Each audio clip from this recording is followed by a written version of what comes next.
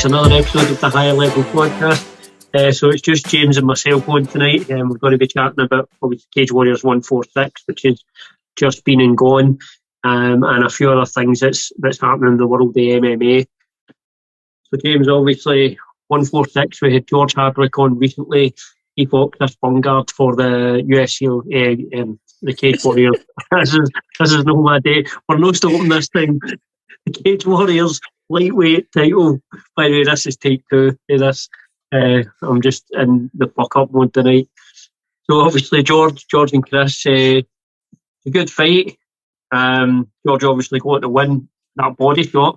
It's in his arsenal. We've seen him land that before, and when it lands, it really does do damage. What were your thoughts in the fight?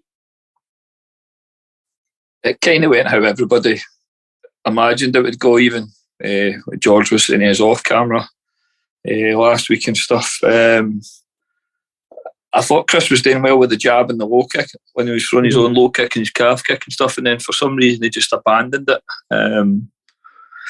He was not too bad with that, and then it just looked like typical kind of George Hardwick. He takes a wee bit of time. It's very similar to his brother. It takes a wee bit of time, gets a look at you, sushes you out, and then goes about either putting it on you or looking to get you out of there. And both of those guys are kind of well known for the body shots. There was some interesting stuff where, I don't know if on purpose, Chris was circling away for the left hook to the body pretty well.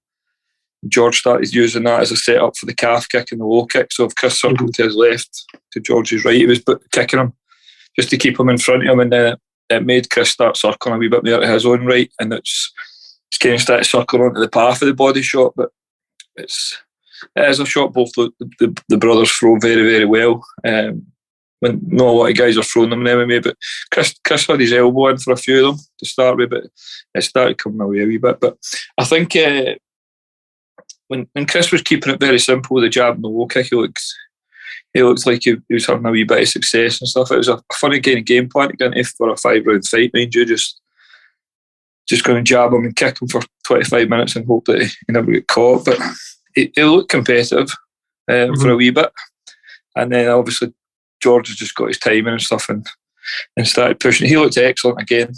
Both the brothers have looked very good in the last fights, and there's obviously speculation that he'll be going to the UFC after New Year and stuff. We'll wait and see. Yeah, I mean, you'd think so. It's generally the route it goes, and is it just a sign of how good the fighter George is? You're speaking there about slight adjustments he makes in the fight, and those adjustments, it's just it's that sort of stuff that just makes him a high level fighter, is it not? That's the thing.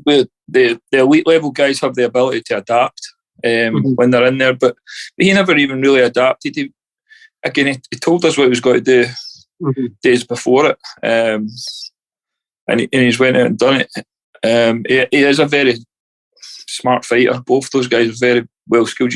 We spoke about this before. Like, even talking to them, you can tell that they're kind of students of the game and stuff. They're not.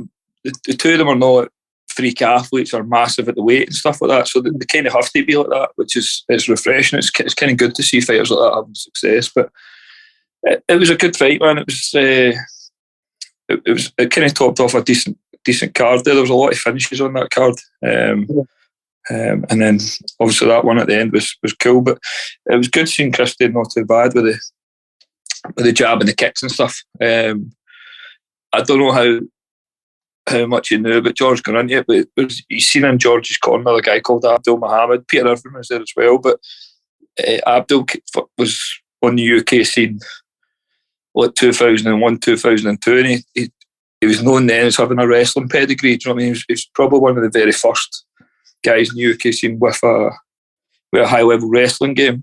And if those two boys are training with Abdul and Middlesbrough quite a bit, they're going to have very good takedown defence. You very rarely see them going for a takedown and they'll get in it either. And it kind of that ability to wrestle gives them the ability to be a wee bit more kind of free with their striking. They don't need to worry about defending takedowns or going after them if they need them. But it was an interesting fight. And the overall card, like you said there was a good card. There was a lot What finishes? What other fights stood out for you? The Belgian guy with the flying knee, obviously, against Eric De Silva. I think it was a couple fights before. I think that guy's now 10-0 with 10 finishes. I don't know how good Eric De Silva is. Like he seems small at the weight and stuff like that. Yeah. He obviously had quite a hard fight with Chris before, but the Belgian guy timed that knee absolutely perfect. If you watch the broadcast as well, Paddy Pimlet's grown about how Eric always brings the intensity and stuff like that. He's just rushed it and started launching big swings at the Belgian kid, and then he's obviously caught him on that knee. But he's come out and put out videos of him training that like a week before, and then actually drilling it in the warm-up room. So it's obviously, again, you want to see that level of intelligence of fighters to that degree where he's seen something in that guy, and he's practiced and repped a shot to counter it, and when it's still very hard to come out and make that work. And when you see it work, it's quite special. It's kind of what separates the sport when people go on about being brutal and not being an art and stuff like that. But when you see stuff like that performed at that level, or somebody's seen that, prepared for it, and then executed it as an art form. And it was perfectly timed, because he's timed it right as De Silva's shooting. So you've got the forward force of him throwing the knee, and then Silva literally coming into it. It was a perfect knee.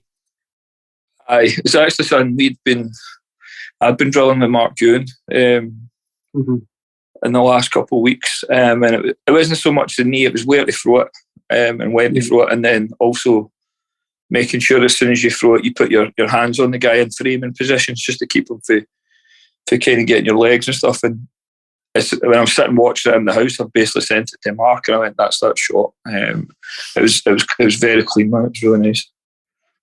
What was just now you've mentioned Mark? When is Mark out again? I think you might have told me before. I'm just trying to remember. When is it? Is Mark is he booked again? Yeah, he's December 8th on that Eris show in Paris. So I get back from New York Sunday. I think we leave the following Monday. So it's a Thursday night, which is weird. But he's only a couple of weeks away now, so he's for his next fight. Have you been out to Paris before for any fights or that? I've not. I've never actually been in France. This will be the first time, dude. So I'm looking forward to going and see how that show works.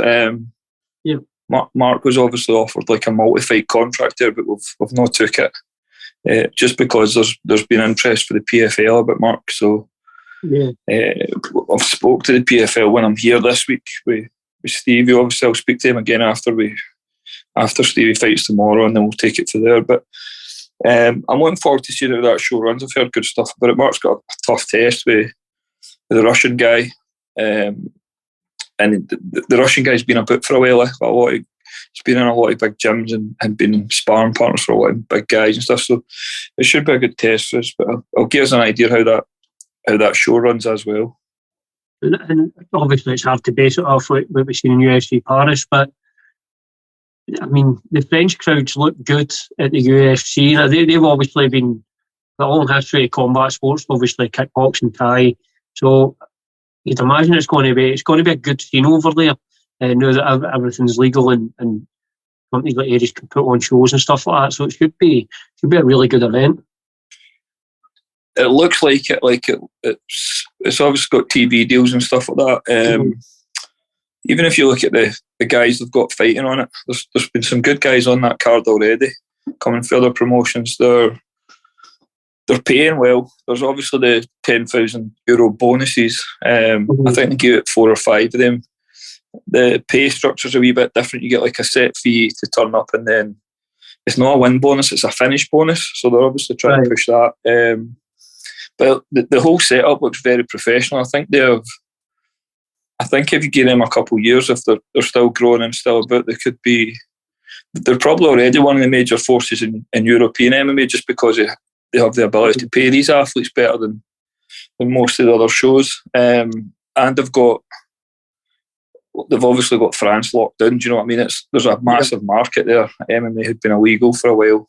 You mentioned the combat sports background there. Like judo's massive there, kickboxing, Thai box. Some of the best non-ties in the world for a long time have came from France. And even boxers, there's been a lot of good professional boxers coming to France. So there's a big market there for them. And they're in one of the major fucking cities in Europe running these shows, and they seem to be quite busy. Do you know what I mean?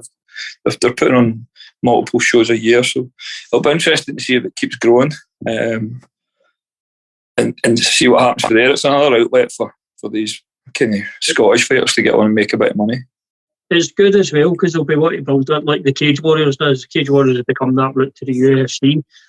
More promotions like that size, and if Aries have got the backing behind them as well, where they can pay their fighters. That $10,000 bonus that's a massive incentive for guys because it's a lot of money.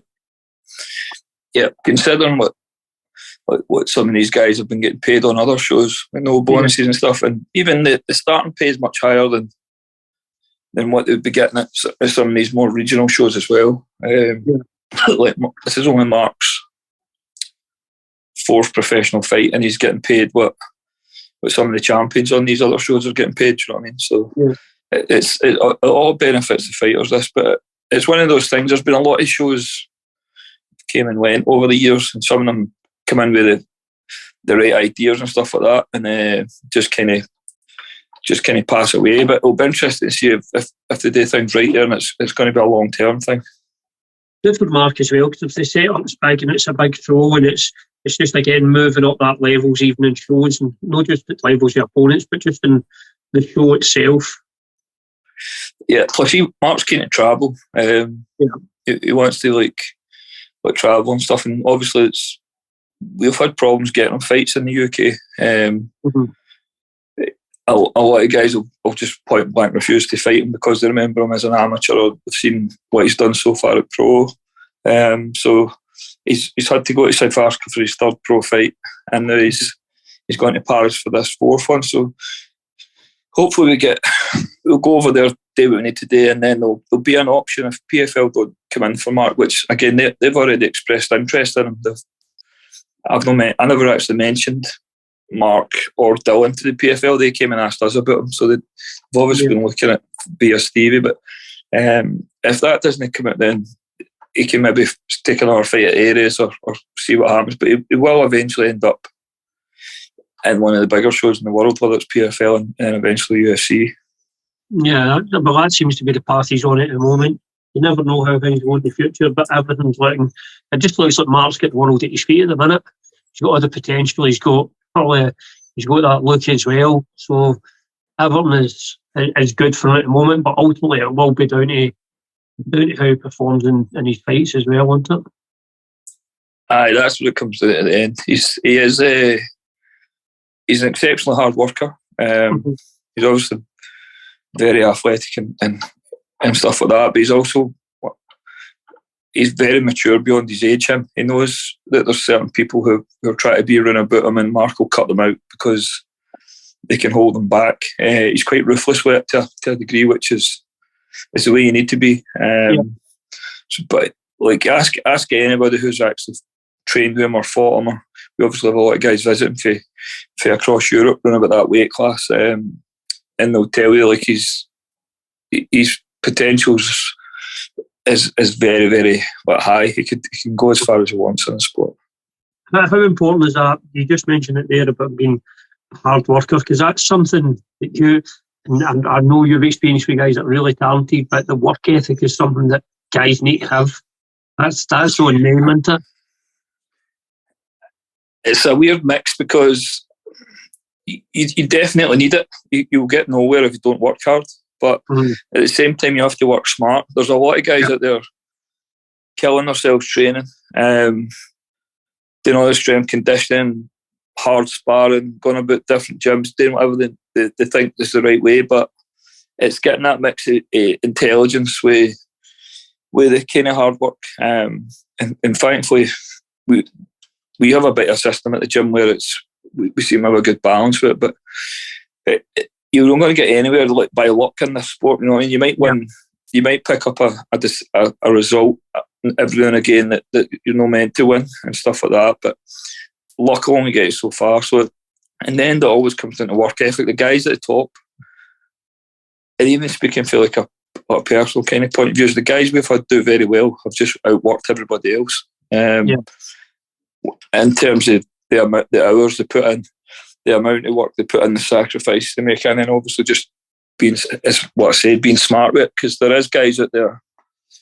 getting on about training 8 hours a day and this and that and stuff, but it doesn't mean fuck all if you're doing it wrong. Do you know what I mean? You're just creating bad habits or whatever. There's a point of diminishing returns, isn't there, with regards to how much you're training. Yeah, 100%. The UFC lightweight, light heavyweight rather, it's sort of been interesting what's been happening there, obviously, for UFC 282. So we had Jiri and Glover Teixeira. Obviously, they were rematching. This time, Jiri's defending the belt. He gets hurt. And quite an interesting move he makes. Normally, guys would just step away. You'd maybe see them keeping the belt, but then obviously them fighting for an interim belt. But he's actually stepped away in order not to hold up the division. That's no something. Have we seen anything like that before for a champion who's voluntarily done it? Nah, it obviously speaks to the severity of the injury. I think. I think if there's a slight chance he was going to be back in maybe 6 months or whatever, he would just be like, I'm injured, we'll need to reschedule. But he obviously knows he's going to be out for a period of time, so it just means that he's, again, rather than waiting for the UFC to strip him, he's vacated it. It's a smart move, man, because it means he's in control. Do you know what I mean? He's in control of the belt. Nobody can ever say we stripped it for not defending it and stuff. He can be like, no, I vacated it because I was injured. So it's pretty cool. Yeah, it's good to see. And obviously, so that's happened. The UFC's then moved Anklev up to fight Glover. Glover said, obviously, he needs more time for the fight because it's a completely different style change, which you understand. And I think Glover's reasoning as well is it's potentially his last opportunity. That his next fight could be the last opportunity to fight for a title, which he ultimately might lose anyway. But with a style like Anklev's, is it smart for Glover to have said no to that? And it sounds like they've shafted him, to be honest, because he asked for the Brazil card, which is is that about 8 weeks away or something? It's not that long away. So it wasn't like he asked for months and months. He's asked for pretty much the next available big show type of thing. He is also like getting on in age, and it shows you his intelligence, because just jumping for, it's a completely different proposition, that fight, going from Jiri to Anklev. And it would take him there. It shows you how much he preps for the opponent specifically. A lot of guys don't do that, but at title level, you need to be really kind of zoned in on the guy at hand. It has to be everything about that one fighter, his style, his kind of mannerism and whatever. So it's quite smart. It shows you how much he demands or relies on a game plan and stuff like that, that he wouldn't have time to change it up too much. But it sounds like the UFC's done him a wee bit dirty for what you're reading and stuff. He's been on a plane, and by the time he got off the plane, the fight was off. They've never gave him a second option and stuff, and they've just went ahead and made this interim title fight with somebody else in it. So he's not at an age now where if he loses, he's probably never going to have another shot at the belt as well. And I think it's January 21st, the Brazil card. Obviously, it's the next pay-per-view. The biggest winner out of all this potentially Jan, former champion. His fight's not changed. He's fighting the same guy. Obviously, the amount of rounds will change. Goes to a 5-rounder. Well, it's a massive opportunity for Jan to get right back in and potentially get his belt back. Very, very tough Kovacic against Anklev, who out with being, I think, when Paul finished him right at the end of the fight which Anklev was dominating. He's been pretty much perfect in the UFC, hasn't he? Perfect in the rest of his career, rather. He's a scary prospect, him. He's one of the top prospects in the world coming into the UFC, obviously. And he's, other than that 5 seconds where he switched off against Paul, he's been pretty flawless. I don't think he's lost a round. And he looks confident and stuff like that. So it'll be interesting to see what happens with that fight. I think he probably beats Jan, to be honest. And then the Jerry versus Ankloff fight was the one I was wanting to see, because style-wise, I think that was quite intriguing and stuff like that. I think Glover probably doesn't beat either of the two either right now. I'm not sure, but we'll see what happens, man. But it's fucking opened up since John Jones stepped away for that division. It's been all over the place. I mean, the belts getting passed about left, right, and centre. It's been a crazy division. That used to be, like, back in the day, that used to be like the kind of main division in the UFC, when you obviously Chuck Liddell and Tito and Shogun, Evans, Randy Couture. It was one of the kind of the flagship division for a while, and then it just went to chaos. And then you just like one of the most dominant champions in the sport, and then when he's run away, it just went to it's a free for all again. It's not a bad thing though. It makes the division more interesting, and obviously Jones at heavyweight has been out. I mean, I have no idea when he's going to be fighting. I don't think it'll be anytime soon with Stipe anyway, because obviously Stipe's had his own issues, and then obviously with Stipe's father, I don't imagine he's going to be getting back in there soon. They booked Jones with Ngannou, I think, but they've got it booked? They've got it booked, but they were saying they've got Curtis Blade standing by as a replacement, because Ngannou's obviously he's back training after a long-term injury. But they've got Curtis Blade booked in as a replacement. I can't remember if that's January or February, or maybe early March, actually. But it's booked anyway. I think we're probably into March with that one. But that's crazy, but that amount of time out Jones has took, moving up to a new division, and it's no like moving up 10 pounds to another division. I mean, the heavyweight jump for 205, right, potential. Jones is a big guy, and it looks like he's put a lot of mass on, but that's a massive jump up. Scary proposition against a guy in Ngannou that's just is an absolute killer. Jones is big, but I met him in Atlanta when Stevie beat Pettis. We were back at the hotel, and Jones had been there cornering a guy, one of the heavyweights, and I think I got pizza sent to the room, and I had to go downstairs to the lobby to get it, and Stevie was in the car park. Jones was absolutely steaming, like away with it, and I went there to be like, Stevie, that pizza's there, and Jones turned around and he's like, who the fuck's this? I was just like, I'm his coach. He's going, oh, that's my coach. And he started speaking to us, but I was like, Stevie, somebody's getting it tonight. He's in the mood for trouble. Do you know what I mean? You could just sense it off the guy. And I was like to Stevie, I'm going to have to go back and get moved into another hotel, because if he kicks off, he was so big. He was like proper wired, man. I don't know what he was drinking or on, but he's big, man. I don't think he'll look small at heavyweight.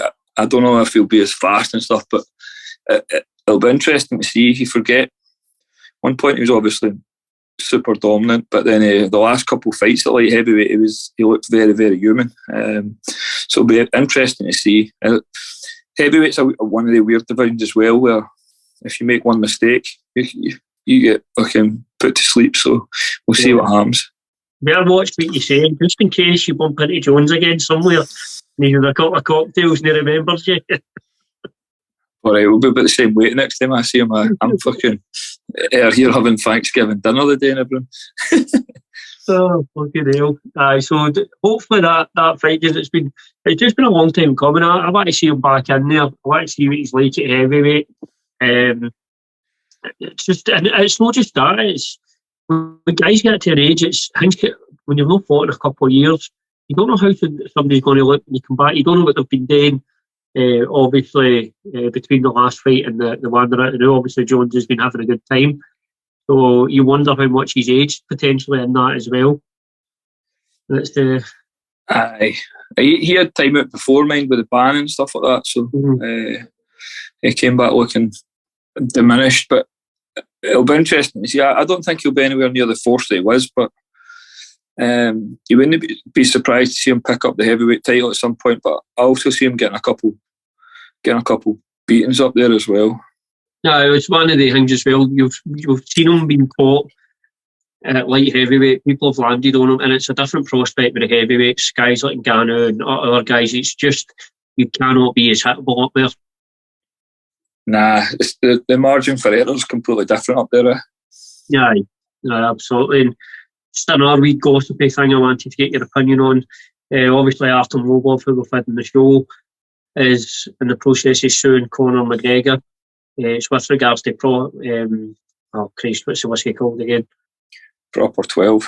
Proper 12, that's it. So he's obviously McGregor sold it, making a shit ton of money, and he's Lobov's actually said he was one of the ones that come up with the idea.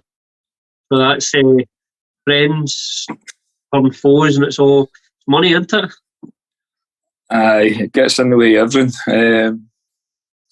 It's a weird one, that man, because they've two been obviously best pals for a while, to the extent that Conor obviously got involved with Khabib when he slapped Artem. It's not very nice to see that, man. It's one of the things I think where Conor's that big and successful. I think he's probably going to be quite a lonely fucker. Do you know what I mean? I think all the guys that he grew up with and stuff are obviously still involved in the sport and stuff like that, and he just can't have a normal life. Like, he can't go and train at the gym with his mates and stuff like that. It's a weird one, man. It's just that thing where money just gets in the way of everything.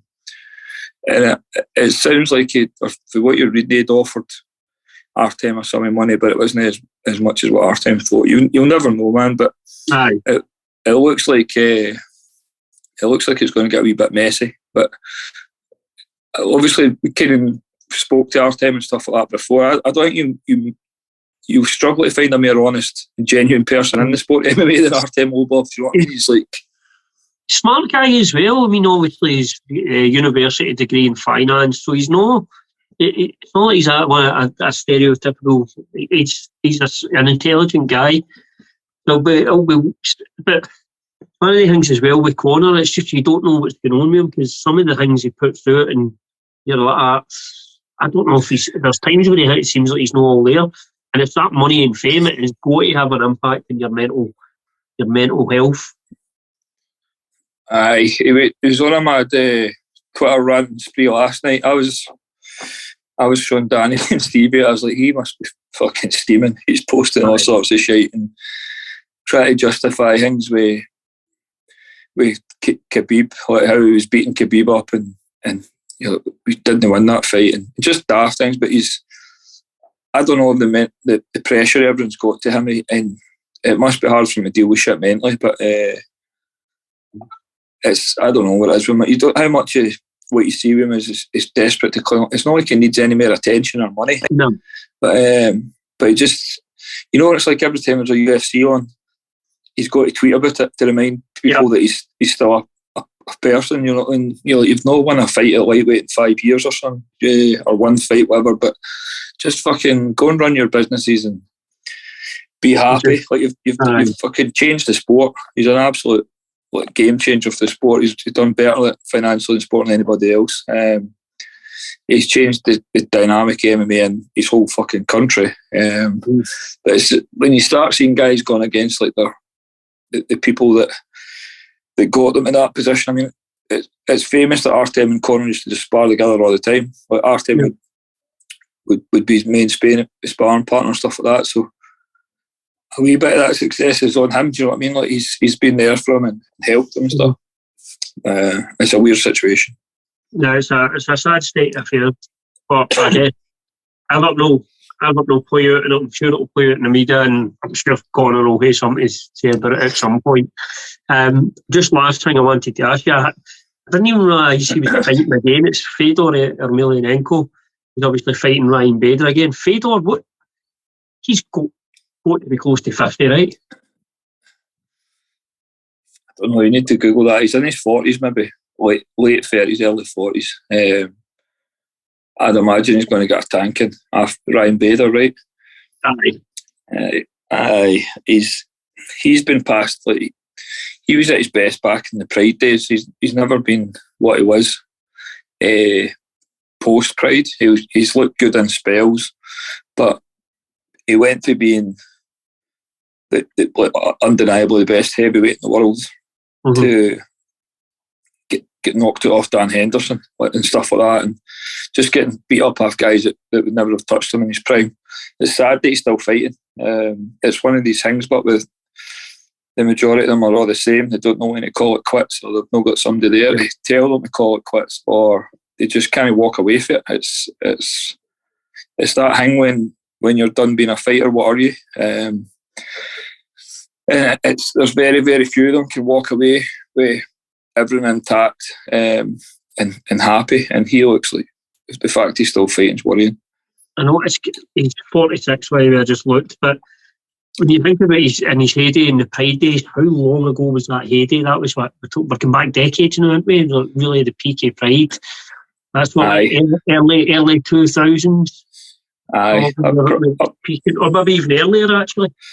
He's similar to Shogun. He's probably past it about 2010. Do you know what I mean? He's probably on the tail end of his career about 2010, 2011. But he was so good that he can still compete at that. Not compete well, but he can still turn up at that level just because of how exceptionally good he was in his prime. But I can't see him beating Bader. Bader's no like elite level by any kind of measure either at this point, but he's got less mileage on the clock. He's better athletic, faster. He's not had the shots and stuff that Fedor's had, so it might just come down to that. But right. Just to end the episode, I think we've got to mention Anthony, obviously Rumble Johnson, recently passed away. Obviously, at one point, one of the scariest men on the planet. A guy that fought as low as welterweight, and that still to me that's insane that he even fought at welterweight. Given when you seen him moving up to the size he was, quite a shock right across the board for the MMA community, I would imagine. It was. It's one of those things, man, where you see these guys and they're almost subhuman. Do you know what I mean? They're like superhuman when you're watching them, you're watching feats of courage, strength, and like fucking athleticism and stuff like that. And you're like, they're almost like superheroes. And then he's obviously caught some disease, and it just shows you how vulnerable people are. It's a sad one, man. It's a very sad one. It's going to happen more and more frequently, but the sport's at an age now where it's making people famous, and people are seeing guys. If it wasn't for MMA, very few people would probably know who the guy was. But the way he fought, and he was always in exciting fights and stuff like that. He's with a fan base. He's one of the guys you have to watch him because of that power. And it's just pretty sad. You know what I mean? It shows you that